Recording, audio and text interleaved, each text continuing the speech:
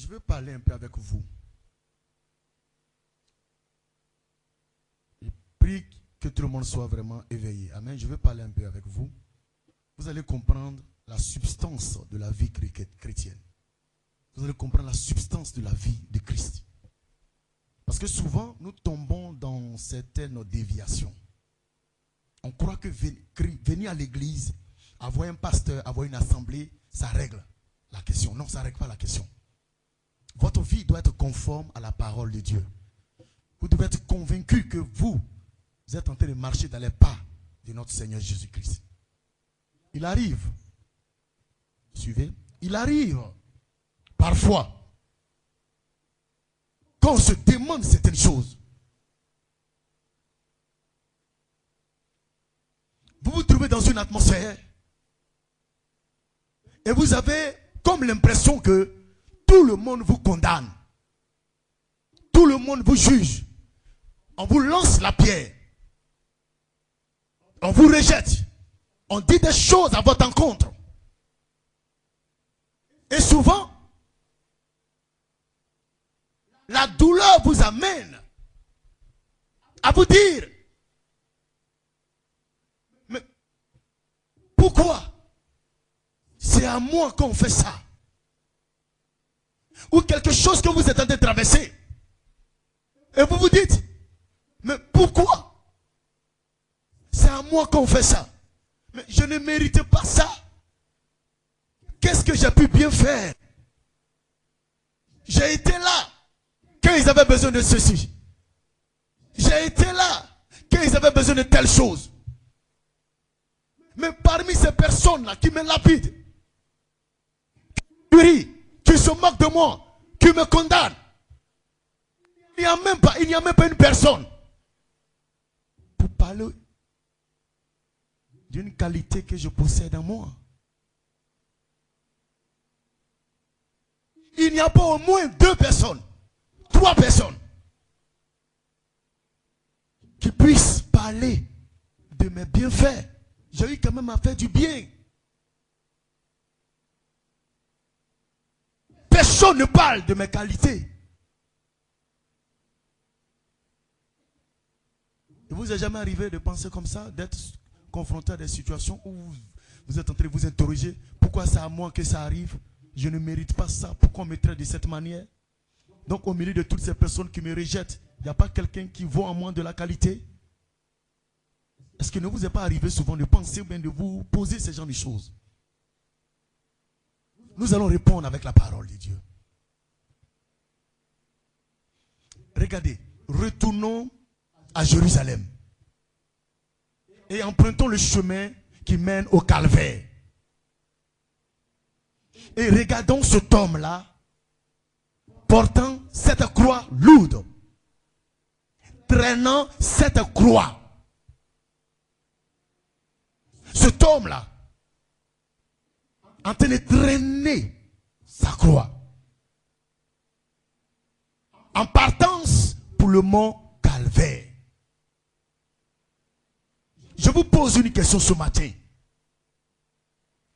Quand nous lisons la Bible, est-ce que vous voyez quelqu'un en train de faire mention des bienfaits de cet homme-là qui est en train de traîner sa croix? Actualisons la chose. Ramenons la chose au temps présent. Nous sommes là. Cet homme est en train de prendre sa croix. Il est en train de la traîner. À gauche, à droite, ça se moque. Les railleries. Il est flagellé. On le traite de tout. Mais on n'entend personne en train de dire cet homme est quelqu'un de bien. On n'entend personne faire mention des bienfaits de cet homme. On est tous là, le regardant, portant sa croix, et on le regarde. Qui a fait mention de la joie que cet homme lui a procurée? Qui a fait mention de la bonne santé que cet homme lui a procurée? Il y avait des gens aveugles qui avaient recouvré la vue grâce à cet homme-là qui est en train de traîner sa croix. Mais est-ce que vous avez entendu quelqu'un dire: non, ne faites pas, il m'a ouvert les yeux, j'étais aveugle, cet homme n'est pas ce que vous pensez. Mais tout le monde est là, on le regarde traînant sa croix. Où était le père de Jairus? Tabitha Koumi, sa fille, jeune fille, lève-toi. Cette fille qui a été ressuscitée, elle avait 12 ans, mais on ne l'a pas entendu crier: laissez Jésus, laissez le Seigneur. Le père de Jairus, on ne l'a pas aussi entendu crier: mais cet homme a ressuscité ma fille, vous étiez bel et bien là, ne lui faites pas de mal. Mais on le regardait être lapidé, on le regardait être flagellé.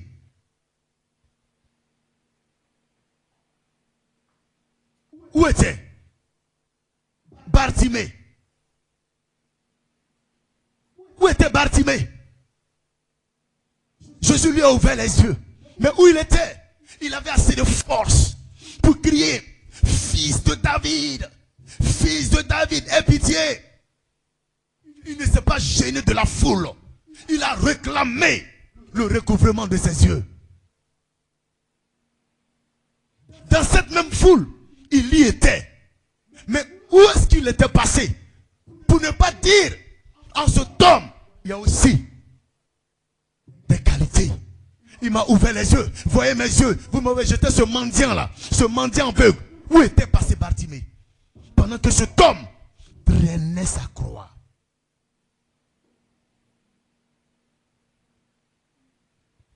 Où était passé cette foule nombreuse? Lorsque Jésus a demandé à ses disciples: vous avez quoi sur vous? Nous avons 5 pains et 2 poissons. Il a multiplié les pains, il a multiplié les poissons. La Bible dit qu'ils étaient environ 5000 hommes, sans compter les femmes et les enfants. Vous voyez ça dans Matthieu 14, verset 19 à 21. Environ 5000 hommes.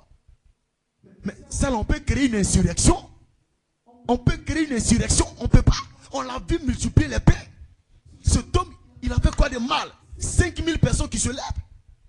Mais tout le monde le regardait. Où était passé la femme à la perte de sang, qui a été guérie de façon instantanée? Matthieu 9, 20 à 22. Où était-elle passée? Pendant que cet homme traînait sa croix, n'y avait-il personne pour le défendre? Pour dire qu'il y a des qualités dans cet homme-là? Il n'est pas ce que vous pensez, ce que vous dites de lui. Où était le lépreux qui a été purifié? Où était cet homme malade de 38 ans, couché là à côté de la piscine de Bethesda? 38 ans de maladie. On vient, on te libère. Et celui qui t'a libéré est en train de traîner une croix, en train d'être lapidé. On crache sur lui. Personne ne réagit. Où étaient les 10 lépreux, à qui Jésus a dit: allez, vous montrez au sacrificateur. Et ils ont été guéris en route. Luc 17, verset 11. Où était celui qu'on appelait le fou de Gadara? Où est-ce qu'il était? Il avait été délivré. Il a même dit que je vais suivre Jésus. Où était le paralytique? Le paralytique qui a été guéri.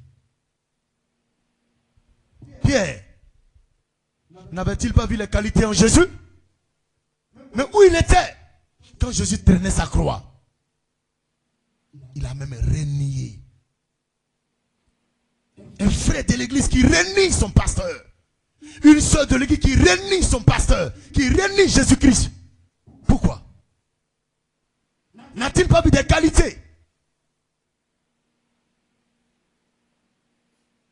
Pourquoi personne n'a fait mention de ses bienfaits?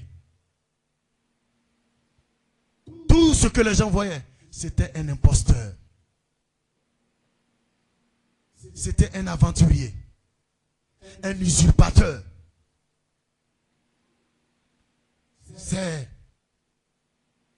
On dit même, il traite. Il traite avec le prince des démons. On l'a taxé de Belzébul.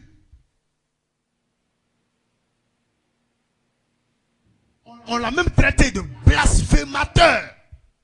Dans Matthieu 26, verset 64 à 65. On l'a même traité de blasphémateur, d'imposteur, de quelqu'un qui traite avec le prince des démons, Belzébul.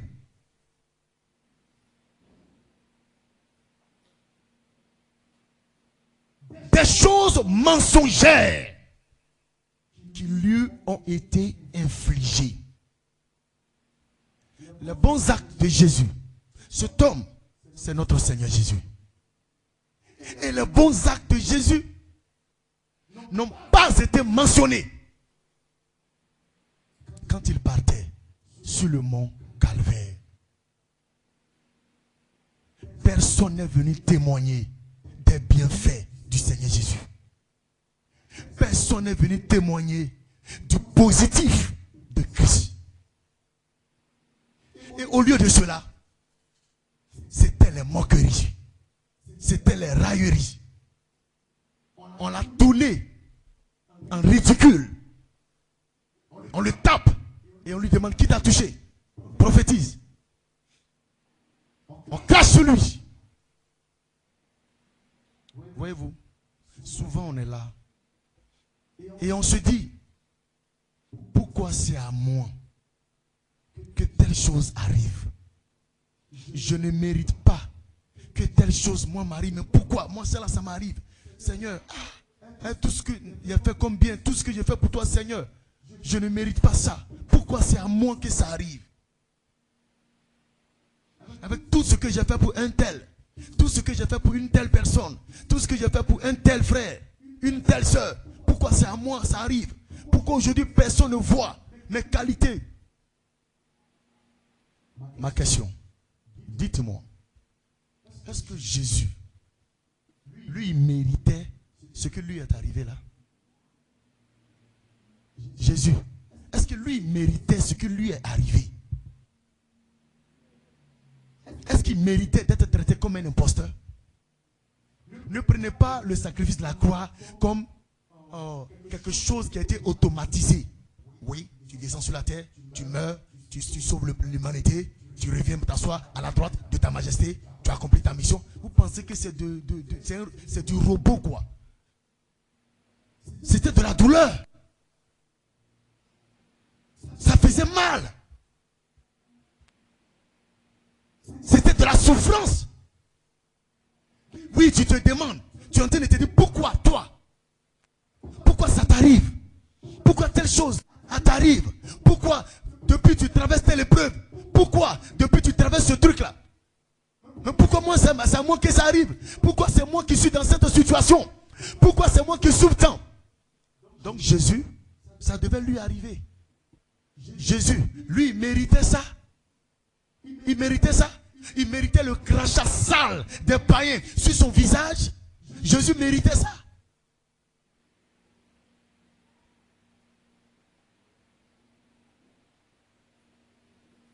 Ce qu'il a traversé, est-ce qu'il méritait ça? Mais si vous posez-vous la question. On est en train de se plaindre. On est en train de se fâcher. Pourquoi? Pourquoi depuis que je suis le Seigneur? Et depuis la telle chose m'arrive. Pourquoi c'est à moi? Mais lui, ça devait lui arriver, c'est ça? Lui, il mérite le crachat des païens sur son visage. Il mérite qu'on le perce avec des pointes. Il mérite qu'il traîne sa croix tout en étant nu. Cette humiliation-là, il méritait ça. Jésus méritait ce genre d'humiliation-là. Être nu devant une foule et traîner sa croix. C'est comme ça on traite l'homme qui a guéri.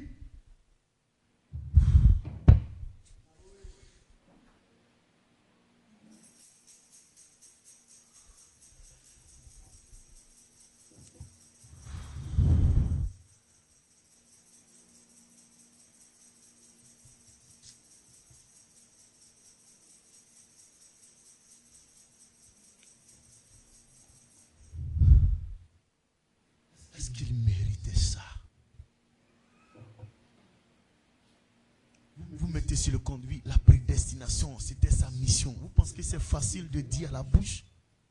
Est-ce que Jésus méritait ça? La manière dont il a été traité, il méritait ça? Est-ce qu'il méritait ça? Il a fait quoi pour qu'on le traite de cette manière? Croyez-vous que le corps dans lequel il était là, c'était un corps de ange? C'était un corps humain? Un corps physique qui pouvait ressentir le mal, la douleur? Lui qui a été bon envers les gens. Regardez le traitement qui lui a été infligé. Alors si vous trouvez que vous ne méritez pas ce qui vous arrive, ou la manière dont ceux à qui vous avez fait du bien vous traitent, ou vous ont traité, donc Jésus, lui, il mérite ce que lui il a traversé alors.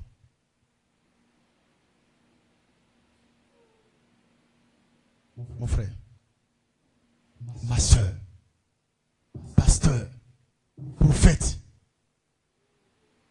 archibishop, évangéliste, docteur, qui que tu sois, tu dis, tu ne mérites pas la façon dont un tel te traite ou t'a traité. Tu ne mérites pas la façon dont une telle t'a traité. Tu es bishop, tu es pasteur, tu es prophète, tu es l'homme de Dieu. Tu ne mérites pas qu'on te traite comme ça. Tu ne mérites pas qu'on te parle comme ça. Jésus, il méritait ce que lui il a traversé. Jésus que tu prêches, Jésus que tu présentes aux gens là, lui il méritait ce que lui il a enduré là. Des personnes qui l'ont soutenu, des personnes à qui il a fait du bien. Parce que souvent c'est comme ça. On dit on est homme de Dieu. J'ai prié pour lui là, il a été guéri. J'ai prié pour celle là, j'ai fait du bien, j'ai fait ceci. Ou bien un frère, non, ce frère là je l'ai aidé, je l'ai soutenu, j'ai fait ceci. On dit, voilà la monnaie de la pièce qu'il me donne. C'est moi qui traite comme ça. Est-ce que je mérite qu'il me traite comme ça?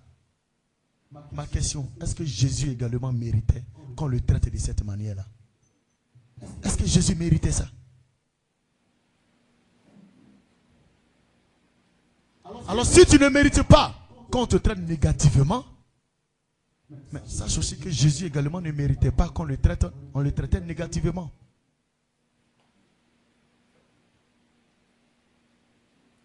Jésus ne méritait pas qu'on se moque de lui. Non, il ne méritait pas ça le long du chemin. Il ne méritait pas cette humiliation-là. Il ne méritait pas ça. Alors si tu peux aujourd'hui te dire au fond de toi, si Jésus, lui également, ne méritait pas ces choses-là, et que malgré ça, cela lui a été infligé, il a traversé cela, toi également, arrête de te plaindre, arrête de te morfondre, arrête de te lamenter, arrête de croire que toi là, on ne doit pas te traiter comme ça. Arrête de croire que toi là, on ne doit pas t'humilier. Si tu ne mérites pas d'être humilié, mais lui également il ne méritait pas d'être humilié. Et pourtant, il a été humilié.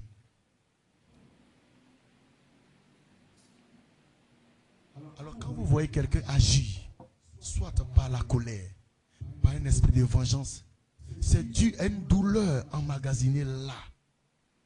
Cette douleur lui rappelle, tu ne mérites pas la façon dont la personne t'a traité. Cette douleur-là lui rappelle, tu ne mérites pas la façon dont telle personne t'a traité. Et voici maintenant que la douleur maintenant se traduit par de la vengeance. La colère entre en scène. Parce que tu te dis non, que tu ne mérites pas ça. On ne doit pas me traiter de cette façon-là. On ne doit pas dire ça de moi. On ne doit pas me traiter comme ça. Vous voyez, on est toujours en train de penser à nous. Toujours en train de penser à notre petitesse. Celui que tu adores, que tu élèves, le Seigneur de gloire. lui, est-ce qu'il méritait tout ce qu'il a enduré? Traité de blasphémateur, traité de Belzébul, traité de usurpateur, traité de, comment ça s'appelle là? Oh, comment on appelle là? Un aventurier. Les moqueries, les railleries, toutes ces choses-là, il a traversé ça. Mais est-ce qu'il méritait ça? Alors, qu'est-ce qui a accompagné Jésus quand il traînait sa croix? Ce qui accompagnait Jésus quand il traînait sa croix là, c'était les moqueries, c'était les railleries. On l'a traité de tous les sales noms. Il était en train de traîner sa croix. Une humiliation sans pareil. Nu dans la ville, en train de traîner une croix lourde. Le crachat qui coule sur son visage. Personne pour dire que cet homme a fait quelque chose de bien. Personne pour mettre en relief les qualités de cet homme. On assiste, on est indifférent, alors que cet homme a fait du bien. Et ce qui accompagnait Jésus, c'était ça. Le traité de tous les sales noms, le négatif, les injures, les moqueries, l'humiliation. Quand il est arrivé au calvaire, il a été crucifié avec toutes ces choses. Il a vaincu les railleries. Il a vaincu les injures. Il a vaincu l'humiliation. Les moqueries n'ont pas de vie en elles pour traverser dans la résurrection. Alors les moqueries s'arrêtent à la croix. Les injures n'ont pas de vie pour traverser dans la résurrection. Alors les injures se sont arrêtés à la croix. Voilà pourquoi Jésus a vaincu les injures quand il était crucifié à la croix.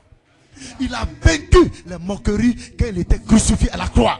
Lui, il pouvait traverser dans la résurrection. Mais les moqueries ne peuvent pas traverser dans la résurrection. Pourquoi? Parce que la vie des moqueries s'arrête au niveau de la crucifixion. La vie du rejet s'arrête au niveau de la crucifixion. La vie de l'abandon s'arrête au niveau de la crucifixion. Le rejet n'a pas de vie capable de traverser dans la résurrection. Les moqueries n'ont pas de vie capable de traverser dans la résurrection.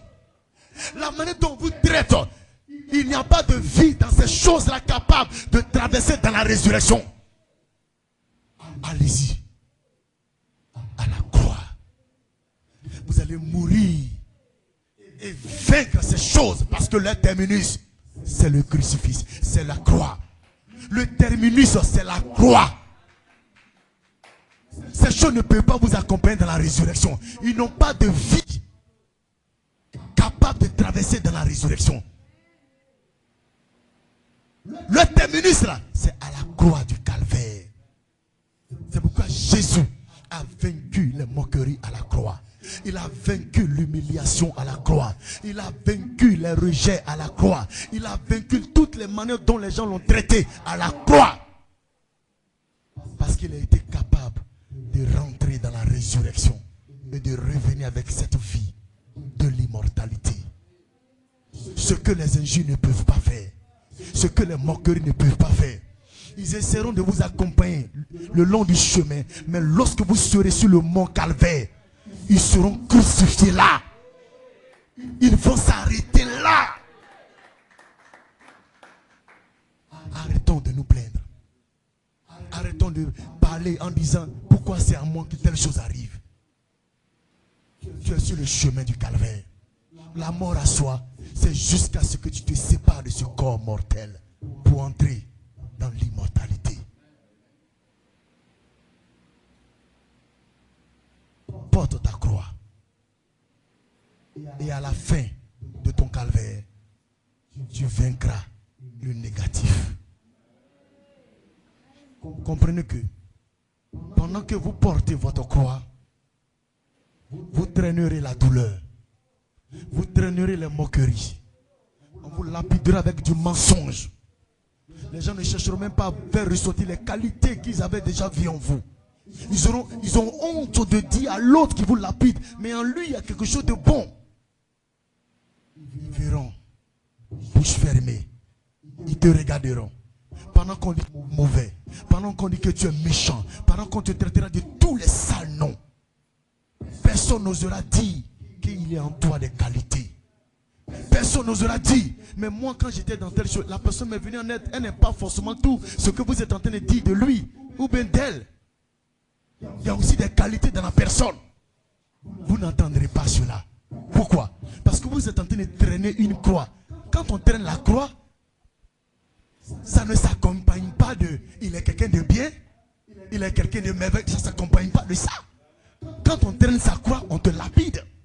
Quand on traîne sa croix, on te traite de tous les noms. On se moque. On te rejette. On ne fait même pas cas des bienfaits que tu as eu à faire. Non. C'est ça. Traîner sa croix. Mais ça, c'est une chose. Ça prendra fin quelque part. Le mont Calvaire. Parce que vous serez capable, avec la vie que Dieu a mise en vous, de traverser jusque dans la résurrection. Mais les moqueries vont s'arrêter à la croix. Le rejet va s'arrêter à la croix. Les abandons vont s'arrêter à la croix. Parce qu'ils n'ont pas la vie capable de traverser jusque dans la résurrection. Que Dieu te bénisse. Que Dieu te bénisse. Que le Seigneur vous bénisse. Vous pouvez vous rasseoir. Que le Seigneur bénisse. On va terminer. Que le Seigneur bénisse. Très important ce que je vais vous dire. Écoutez très bien. Lorsque 2 personnes, 3 personnes, 4, plus d'une personne, plus de 2 personnes, plus de 3 personnes, lorsque ces personnes se mettent ensemble, s'accordent, quand ces personnes commencent à parler du négatif de quelqu'un d'autre, c'est 3 personnes, c'est 4 personnes, c'est 5 personnes, je ne sais pas quel nombre, mais plus d'une personne, plus de 2 personnes. Quand ces personnes se mettent ensemble et commencent à parler du négatif de leur frère, du négatif de leur soeur, ce qu'elles ne savent pas, vous êtes avec moi? Ce que ces personnes ne savent pas, en parlant du négatif de votre prochain, du comportement que vous reprochez à quelqu'un, en vous mettant ensemble et puis en parlant de cela, vous êtes en train de livrer cette personne au diable. Vous ne savez pas ça. Je viens maintenant de vous l'apprendre. Quand vous vous mettez ensemble et vous êtes en train de mentionner le négatif de votre frère, le négatif de votre soeur, plus de 2 personnes, plus de 3 personnes, vous mettez ensemble, vous parlez du négatif là. Ce que vous êtes en train de faire à l'instant là, vous êtes en train de livrer la personne au diable. Vous livrez ce frère au diable, cette sœur au diable. Vous livrez votre semblable au diable. Par quoi? Les propos méchants, les propos négatifs à l'encontre de cette personne-là. Ces propos méchants, ces propos injurieux, ces propos négatifs. Quand vous tenez ces propos-là contre cette personne, contre telle personne, vous êtes ensemble là, vous êtes en train de livrer la personne à l'ennemi. Et qu'est-ce qui se passe? Comment est-ce qu'il est livré? À partir des propos malveillants, les propos déplacés, les propos négatifs. L'ennemi, le diable, il entend. Il voit qu'il y a un groupe de personnes qui est en train de parler du négatif d'une autre personne. Il voit qu'il y a des frères qui sont en train de se mettre ensemble pour parler du négatif de telle personne, de telle soeur, de tel frère. Donc, quand le diable entend les propos méchants sortant de la bouche de ceux-mêmes qui sont appelés des frères et des sœurs, à l'encontre de leurs frères, de leurs prochains, le diable descend dans la vie de la personne qui est traitée négativement. Le diable descend dans la vie de cette personne. Et qu'est-ce qu'il fait? Il bloque. Il a l'autorité de bloquer la vie de la personne. Vous lui avez donné le pouvoir légal. Parce que ce que vous avez émis comme pensée, comme propos négatifs, méchants, à l'encontre de votre frère, le diable, c'est son atmosphère. Donc, il a le droit légal d'aller dans la vie de cette personne-là. Parce que vous avez livré cette personne au diable. Donc, lui, il vient dans la vie de la personne et il bloque la vie de la personne.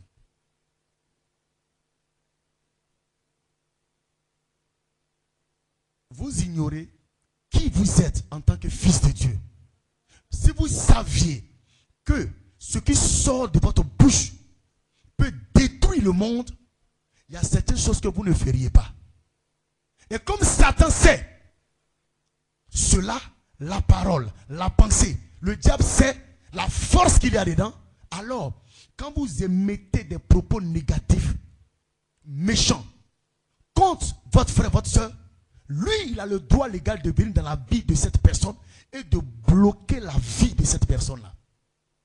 Parce que vous avez livré cette personne au diable. Par vos propos, par vos préjugés, par tout ce que vous êtes en train de dire. La personne veut avancer, elle n'avance pas. Elle veut aller de l'avant, elle ne peut pas aller parce que quelque part, ils l'ont lié. Ils l'ont enchaîné.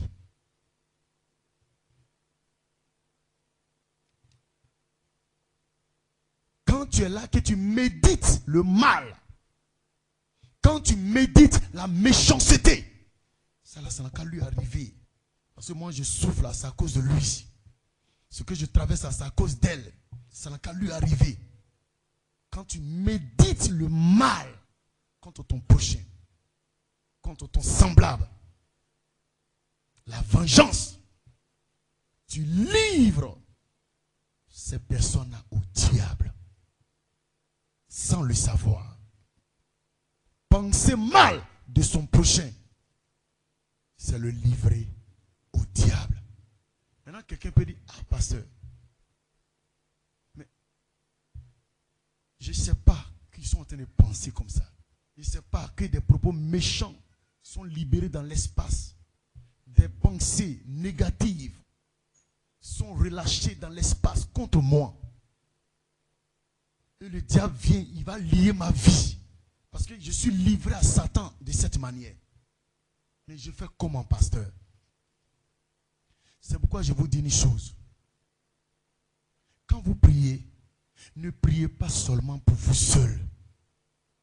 Ne priez pas pour dire, Seigneur, souviens-toi de moi. Seigneur, ta grâce soit sur ma vie. Non. Priez également.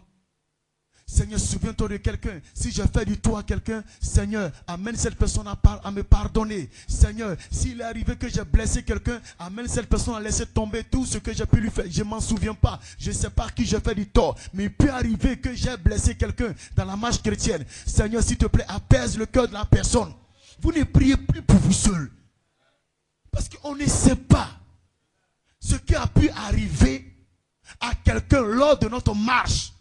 Et que cette personne soit quelque part en train de nous lier, en train de méditer notre mal, notre malheur. Et le diable vient et on veut avancer, on est bloqué quelque part. On s'entoure, mais Seigneur, je prie. Oh, il y a quelqu'un qui médite ton mal. C'est pourquoi, ayons cet esprit d'humilité. Ayons cet esprit d'humilité. Ne prions pas pour nous seulement. Priez pour les autres. Priez pour les frères, priez pour des personnes. Seigneur, je ne sais pas qui peut être en train de penser. Aujourd'hui, tu viens d'apprendre. Entre dans cet esprit-là. Tu comprends? Parce que tu as pensé que peut-être que cette salle-là, tu n'as pas encore mis en ordre, qui fait que tu n'as pas obtenu ça de Dieu. Or, c'est le diable qui t'a bloqué. Qui a bloqué ta vie dans tel domaine à cause des propos méchants, déplacés, négatifs de quelqu'un qui t'en veut.